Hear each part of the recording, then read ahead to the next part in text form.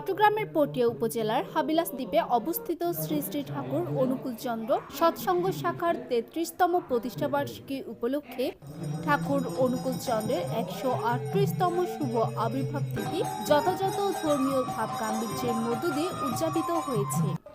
গত ৫ ও ৬ ফেব্রুয়ারি ২ দিনব্যাপী আয়োজিত এ অনুষ্ঠানে নানান মাঙ্গলিক ও ধর্মীয় কার্যক্রম অনুষ্ঠিত হয়। ২ দিনব্যাপী অনুষ্ঠানের আজকে দ্বিতীয় দিনের মধ্যে রয়েছে দ্বিতীয় দিন মঙ্গল অনুষ্ঠান অনুষ্ঠিত হচ্ছে। বিশেষ আকর্ষণ হিসাবে থাকবে লীলা কীর্তন এবং রাতে থাকবে ঠাকুরের জীবনী থেকে নেওয়া নাটক আসেন প্রভু বারে বারে। প্রতিটা অনুষ্ঠান দেখার জন্য অনুরোধ করছি। আমরা ২ দিনব্যাপী প্রায় অন্নপ্রাসাদের আয়োজন করি। প্রায় ৭-৮ হাজার মানুষ আমাদের অন্নপ্রাসাদ আস্বাদন করে। আমাদের উৎসব উপলক্ষে সবাইকে এখানে আসার জন্য অনুরোধ করছি।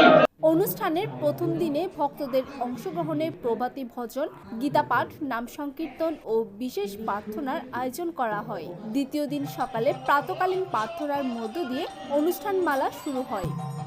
সকাল ৭টা ৩০ ঠাকুর অনুকূলচন্দ্রের ১৩৮তম আবির্ভাব উপলক্ষে ১৩৮টি তুলসী এবং ফুল প্রদান করা হয়। সকাল ১০টা ৩০ বিশ্বমঙ্গলের কল্যাণে সমবেত প্রার্থনা অনুষ্ঠিত হয়। সকাল ১১টা ৩০ মঙ্গল শোভাযাত্রা এবং নগর পরিক্রমার পরিচালনায় ছিলেন লিটন সেন এবং দুপুরে ভক্তদের মাঝে মহাপ্রসাদ প্রদান করা হয়।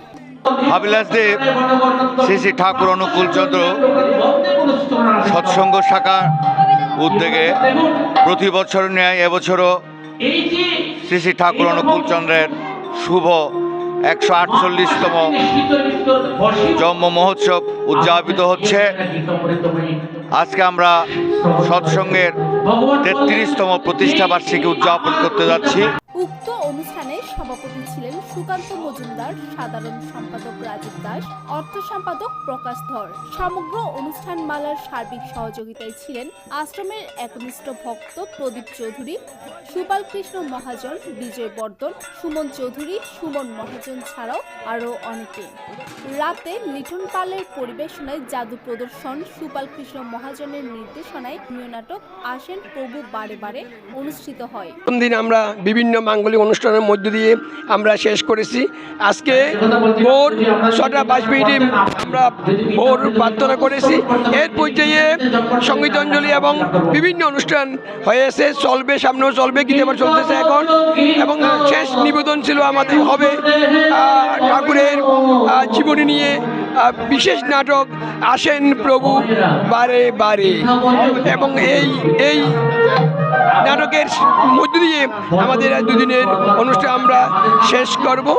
আয়োজকরা জানান, ঠাকুর অনুকূলচন্দ্রের আদর্শ মানব জীবনের শৃঙ্খলা, নৈতিকতা ও মানবিক মূল্যবোধ প্রতিষ্ঠায় গুরুত্বপূর্ণ ভূমিকা রাখে।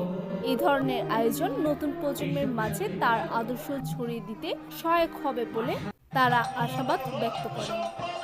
আজকের এই বিকাল ৮টা ঘটিকায় অনুষ্ঠিত হবে ঠাকুরের এক ধারাবাহিক নাটক, যে নাটক ঠাকুরকে নিয়ে ঘিরে এই আনন্দ এবং অতিথিবৃন্দ যাতে সুন্দরভাবে এই অনুষ্ঠান উপভোগ করতে পারে এবং সুন্দরভাবে প্রসাদ নিয়ে তাদের সুষ্ঠুভাবে ঘরে ফিরে যেতে পারে। যেন তোমার নামে পরিত হয়ে আছে সেই কথা যে গোবিন্দকে পণ করে দিয়েছিলাম। আর এখানে এসে সিদ্ধি করেছি, এটা আমার দালান, এটা আমার বাড়ি, এটাই আমার ঘর।